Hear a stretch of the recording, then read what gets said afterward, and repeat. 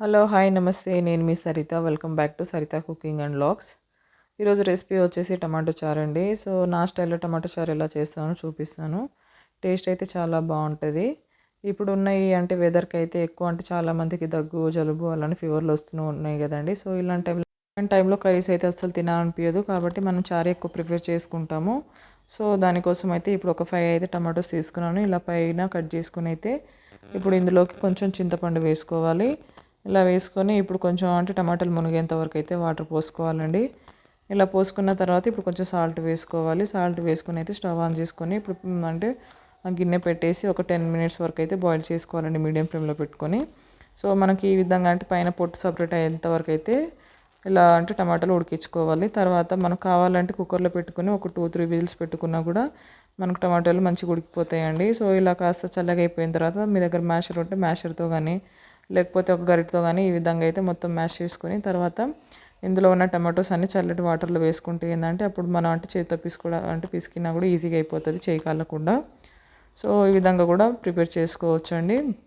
So ఈ విధంగా మొత్తం అంటే చారు ఎంత కావాలో ఆ విధంగా ప్రిపేర్ చేసుకొని పక్కన పెట్టుకోవాలి. ఇప్పుడు ఒక అంటే కడాయి పెట్టుకొని అందులోకి అయితే ఒక 2 టేబుల్ స్పూన్ వరకు ఆయిల్ వేసుకోవాలి. తర్వాత ఇందులో ఒక 1/2 టేబుల్ స్పూన్ వరకు అంటే పోపు దినుసులు, అలానే ఒక 2 ఎండుమిర్చి, కొంచెం వెల్లుల్లి వేసుకొని అవి కాస్త కలర్ చేంజ్ అయిన తర్వాత ఇప్పుడు ఇందులోకి 1 అంటే ఆనియన్, 2 పచ్చిమిర్చి, కొంచెం కరివేపాకు వేసుకోవాలి. వేసుకొని ఒకసారి బాగా కలుపుకున్న తర్వాత ఇప్పుడు మూత పెట్టేసి ఒక 1-2 మినిట్స్ అలా చూసి మళ్ళీ ఆనియన్స్ ఈ విధంగా చక్కగా ఫ్రై అయిపోయినాయండి. ఇప్పుడు ఇందులోకి ఒక 1/2 టేబుల్ స్పూన్ పసుపు, 1 టేబుల్ స్పూన్ కారం, కొంచెం ఇంకా కారం ఎక్కువ తినే వాళ్ళైతే ఇంకా కాస్త ఎక్కువ వేసుకోండి. సో ఇలా వేసుకొని అయితే కలుపుకోవాలండి. ఇలా కలుపుకొని ఇప్పుడు మనం ముందుగా ప్రిపేర్ చేసుకున్న చారు ఉంది కదా, అది వచ్చేసి ఇందులో పోసుకోవాలి.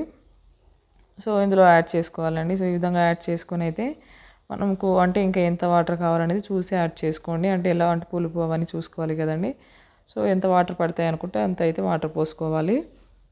ఇలా పోసుకున్న తర్వాత ఇప్పుడు ఇందులో కొంచెం సాల్ట్ అంటే చూసి వేసుకోండి. మీ టేస్ట్ తగ్గ అయితే సాల్ట్ వేసుకోవాలి. ఇలా వేసుకొని అయితే ఇప్పుడు అంటే మీడియం ఫ్లేమ్లో పెట్టుకొని ఒక 10-15 మినిట్స్ వరకు అయితే బాయిల్ చేసుకోవాలండి. బాగా ఇలా ఉడికించుకోవాలి. ఇలా ఉడికిన దాంట్లోకి ఇప్పుడు ఒక 1 టేబుల్ స్పూన్ ధనియా పౌడర్, అలానే జీలకర్ర మెంతుల పొడి అయితే ఒక 1/2 టేబుల్ స్పూన్, అలానే ఇంకో 1/2 టేబుల్ స్పూన్ అయితే మిరియాల పొడి వేసుకోవాలి. మిరియాల పొడి అయితే కంపల్సరీ అండి. సో అది వేసుకొని కొంచెం అంటే తినడం వల్ల మన గొంతులో ఇన్ఫెక్షన్ అలా ఉన్నా కూడా పోతుందండి. సో అలానే టేస్ట్ కూడా చాలా బాగుంటుంది. సో లాస్ట్లో అయితే కొంచెం కొత్తిమీర వేసుకోవాలి, అంతే అండి. సో వీడియో చూసిన తర్వాత మీకు నచ్చితే మాత్రం కంపల్సరీ లైక్ చేయండి. అలానే మీ ఫ్రెండ్స్కి రిలేటివ్స్కి షేర్ చేయండి.